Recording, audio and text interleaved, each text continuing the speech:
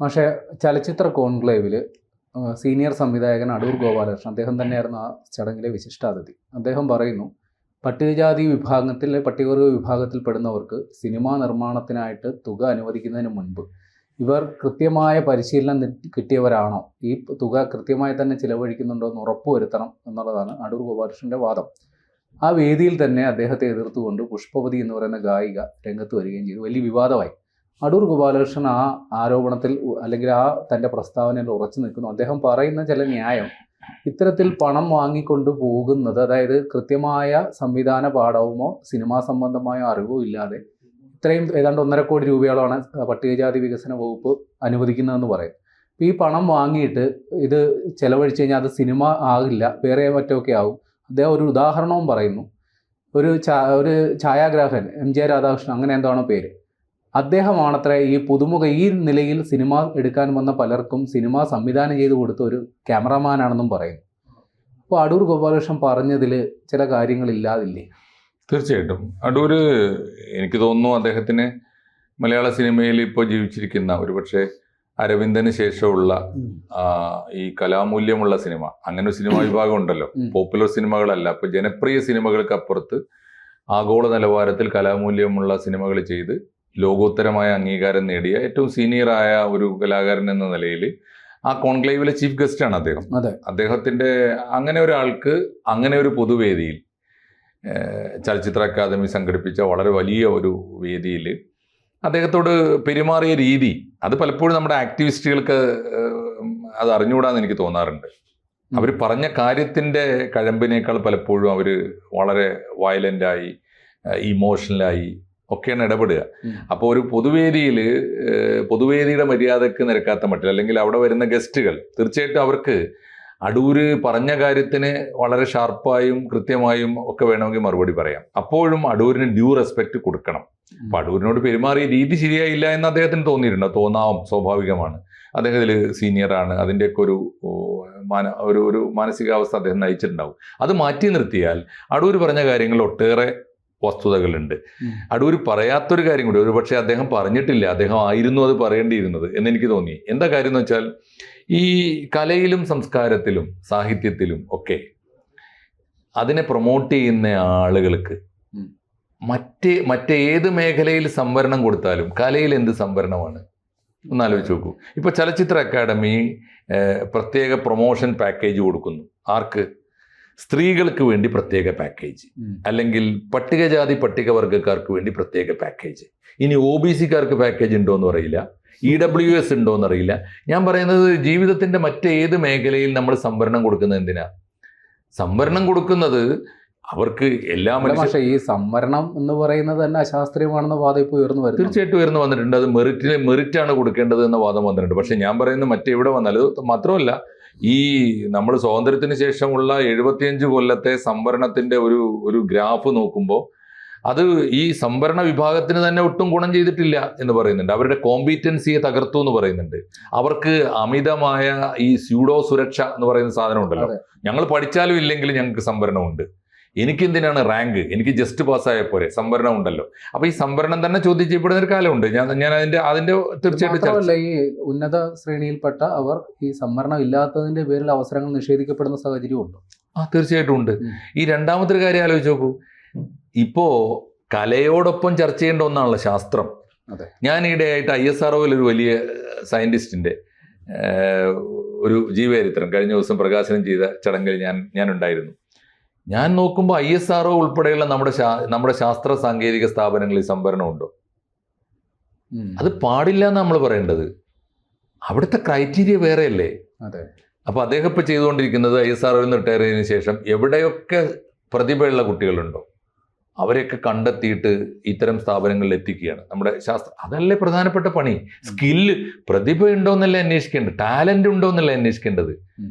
നമ്മുടെ പ്രതിരോധ മേഖലയിലും നമ്മുടെ ഇത്തരം മേഖലകളിലൊക്കെ സംവരണം കൊടുത്താൽ എന്തായിരിക്കും സ്ഥിതി? അത് തന്നെയാണ് എൻ്റെ ഒരു നിരീക്ഷണം. അതാണ് അത് തന്നെയാണ് നമ്മൾ കലയിലും സംസ്കാരത്തിലും. സംവരണമല്ല പ്രധാനം. സംവരണം ഞാൻ ചോദിക്കട്ടെ, ലെനിൻ രാജേന്ദ്രന് ആരെങ്കിലും സംവരണം കൊടുത്തിട്ടാണോ സംവിധായകനായത്? കലാഭവൻ മണിക്ക് സംവരണം കൊടുത്തിട്ടാണോ നല്ല നടനായിട്ട് വന്നത്? അവര് ഒരു സ്ട്രഗിൾ ചെയ്തിട്ടുണ്ടെന്നുള്ള വാസ്തവമാണ്. ആയിരിക്കും. ഇപ്പൊ ഞാൻ പറയുന്നത് ഇപ്പോൾ റോസിയെ, പി കെ റോസിയെ കുറിച്ച് അങ്ങനെ പറയാറുണ്ട്, ഇപ്പോൾ ജെ സി ഡാനിയലിനെ കുറിച്ച് അങ്ങനെ പറയാറുണ്ട്. ഒരു കാലഘട്ടത്തിൻ്റെയാണത്. ഒരു കാലഘട്ടത്തിൽ സിനിമയിൽ മാത്രമല്ല വഴി നടക്കാൻ അവകാശമില്ലാത്ത കാലമല്ലേ. ഇപ്പൊ ഈ പറഞ്ഞ അവർണർക്ക് വഴി നടക്കാൻ അവകാശമില്ലാത്ത കാലത്ത് സിനിമയിൽ മാത്രമല്ല ജീവിതത്തിലൊക്കെ അത് അനുഭവിച്ചിട്ടുണ്ട്. 1936 എന്ന് പറഞ്ഞാൽ റീസെന്റ് പാസ്റ്റ് ആണല്ലോ, 36. 1936 ഞങ്ങളുടെ കോഴിക്കോട്ടെ തളിക്ഷേത്രത്തിന്റെ പരിസരത്തൂടെ മിതവാദി കൃഷ്ണേട്ടൻ എന്ന് പറയുന്ന ഒരു ഈഴവൻ, വലിയ ജീനിയസ് ആയ മനുഷ്യനാണ്, പത്രപ്രവർത്തകനാണ്. മിതവാദി എന്നാണ് അദ്ദേഹത്തിന്റെ പത്രത്തിന്റെ പേര്. അദ്ദേഹത്തിന് പോലും തളിക്ഷേത്രത്തിന്റെ പരിസരത്തൂടെ നടക്കാൻ പാടുണ്ടായിരുന്നില്ല. അപ്പൊ അത് പ്രതിഭയുടെ പ്രശ്നമല്ല, കാലത്തിന്റെ പ്രശ്നമാണ്. അതൊക്കെ മറികടന്ന് നമ്മൾ വന്നല്ലോ. പക്ഷെ കാലത്തിന്റെ അല്ലല്ലോ മാഷെ, ഈ സിനിമയിൽ ഇപ്പോഴും ഈ ജാതി വിവേചനവും വർണ്ണ വിവേചനവും ഉണ്ടെന്നുള്ളതൊരു അത് യാഥാർത്ഥ്യമാണോ? ഒരു പരിധിവരെയാണ് മാഷെ. കാര്യം അതൊരു എന്താ പറയുക, പരസ്യമായ ഒരു രഹസ്യമാണ്. കാരണം അങ്ങനെയാണെങ്കിൽ പ്രേമ, ഞാൻ ചോദിക്കുന്ന ഒരു കാര്യം, അങ്ങനെയാണെങ്കിൽ പ്രേം നസീർ തൊട്ട് ഇപ്പൊ ഇന്നലെ അന്തരിച്ച നവാസും ഷാനവാസും മമ്മൂട്ടിയും ഈ പറഞ്ഞ സിദ്ദീഖുമാരും അല്ലേ, ഞാൻ ഈ പറഞ്ഞത് എന്റെ വാക്കല്ല, അന്തരിച്ച മഹാനായ നടൻ തിലകൻ പറഞ്ഞ വാക്കുകളാണ്. അദ്ദേഹം പറഞ്ഞിട്ടുണ്ട്, അതായത് പ്രത്യേകിച്ച് മലയാള സിനിമയിൽ ജാതി വിവേചനമുണ്ട്, വർണ്ണവിവേചനമുണ്ട്. അത് പറഞ്ഞു ഞാൻ കേട്ടിട്ടുണ്ട്. പക്ഷെ ഞാൻ പറയുന്നത് അങ്ങനെ ഉണ്ടെങ്കിൽ, ആരുടെയെങ്കിലും ഒക്കെ മനസ്സിൽ അത്തരം ചിന്തകൾ ഇപ്പോഴും അവശേഷിക്കുന്നുണ്ടെങ്കിൽ, ജാതി പോയൊരു കേരളത്തിലാണ് നമ്മൾ. മനസ്സിൽ ഇപ്പോഴും അതിന്റെ പ്രേതങ്ങളൊക്കെ അവശേഷിക്കുന്നവരുണ്ടാകാം. ഇപ്പോൾ ഈ സാമുദായികമായ ബോധവും വർഗീയതയും ഒക്കെ സൂക്ഷിക്കുന്നവരുണ്ടല്ലോ. ഞാൻ പറയുന്ന അതിനെ അല്ലല്ലോ നമ്മൾ എസ്റ്റാബ്ലിഷ് ചെയ്യേണ്ടത്. അതിനെല്ലാം ചില തെളിവുകളുണ്ട് മാഷെ നമ്മുടെ മുന്നിൽ. അതായത് തിരുവനന്തപുരം നായർ ബെൽറ്റ്, അങ്ങനെ ഒരു വിഭാഗമുണ്ട്. അതൊക്കെ ഈ പലതരം പ്രൊഫഷണൽ ജലസി കൊണ്ട് പറഞ്ഞുണ്ടാക്കുന്നതും കൂടി ആവില്ലേ കൂടുതൽ? നമുക്ക് ഒരു പരിധിക്കപ്പുറം അതൊന്നും തള്ളിക്കളയാൻ പറ്റില്ല. ആണോ? തിലകൻ ചേട്ടന്റെ എനിക്ക് തോന്നുന്നു തിലകൻ ചേട്ടനോട് പോലും ആരെങ്കിലും ജാതീയത കാണിച്ചിട്ടുണ്ടോ എന്ന് എനിക്ക് അറിഞ്ഞൂടാ. പക്ഷെ അദ്ദേഹം പറയാറുണ്ട്. അത് പറയുന്നത് അത് അദ്ദേഹത്തിന്റെ ഒരു വ്യാഖ്യാനം കൂടിയാണ്. കാരണം അദ്ദേഹത്തെ എതിർക്കുന്നവരെ ഏത് തരത്തിലുള്ള അധിക്ഷേപം കൊണ്ടും അദ്ദേഹം നേരിടും. എനിക്കറിഞ്ഞൂടാ. എന്തായാലും അതിലേക്ക് ഞാനിപ്പോൾ പോകണം. എന്തായാലും ഈ അത് ഉണ്ടെങ്കിൽ പോലും അങ്ങനെ ഒരു അധമ വിചാരം, അധമ പ്രവണതകള്, അധമ വികാരങ്ങൾ സിനിമ പോലുള്ള ഒരു വലിയ കലാരൂപത്തിൽ ഉണ്ടെങ്കിൽ പോലും സർക്കാർ അതിനെ എൻഡോഴ്സ് ചെയ്യുന്ന മട്ടിൽ, അത് നിലനിർത്തുന്ന മട്ടിൽ, അതാണ് ശരിയെന്ന് സ്ഥാപിക്കുന്ന മട്ടിൽ പട്ടികജാതിക്കാരൻ 4 സംവിധായകർ വരട്ടെ. സ്ത്രീകൾ, ഞാൻ ചോദിക്കട്ടെ, മലയാള സിനിമയിൽ മാത്രമല്ല, മലയാള സാമൂഹ്യ ജീവിതത്തിൽ ആകെ സ്ത്രീകൾ പിന്നോക്കമാണ്, മുന്നിലല്ല. പക്ഷേ പ്രതിഭയുള്ള ഒരാളും പുറകോട്ട് പോയിട്ടില്ല. ഒരു വായനക്കാരൻ എന്ന നിലയിൽ ഞാൻ ഉറച്ചു വിശ്വസിക്കുന്നു, മലയാളത്തിലെ MT വാസുദേവൻ നായരേക്കാൾ പ്രതിഭയുള്ള എഴുത്തുകാരിയാണ് സാറാ ജോസഫ്. എനിക്ക് യാതൊരു സംശയവുമില്ല അത്. അപ്പം ഞാൻ പറയുന്നത്, അങ്ങനെയുള്ളവർ വരും, അത് പ്രതിഭ കൊണ്ടാണ് വരേണ്ടത്, യാതൊരു തർക്കവുമില്ല. മലയാളം കണ്ടിട്ടുള്ള ആണുങ്ങളായ എഴുത്തുകാരെക്കാൾ എന്തുകൊണ്ടും മീതെയാണ് മാധവിക്കുട്ടി. അതെന്തുകൊണ്ടാ?